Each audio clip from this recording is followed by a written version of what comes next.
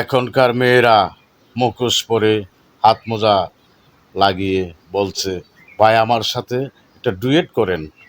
ভাই ভাই সাহেব ডাকছে, আমার সাথে ডুয়েট করেন। দেশটা দেশটা দেখেন কোথায় গিয়ে পড়েছে।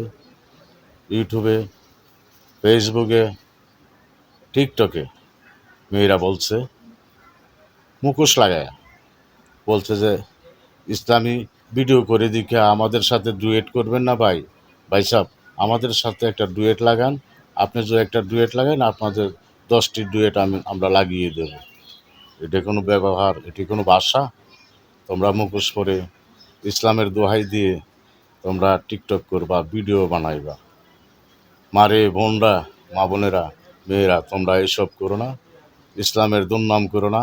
মুখোশ লাগাইয়ে মানুষের কাছে ডুয়েট ভিক্ষে চেয়েও না, ডুয়েট করো না আমার সাথে। এসব ভিক্ষা তোমরা চাইও না। তোমাদের কর্ম দেখে মানুষের ভাল লাগলে তোমাদের আপনি আপনি ডুয়েট করবে, লাইক দিবে, শেয়ার করবে। এসব বইল না যে আমাদের সাথে ডুয়েট লাগান।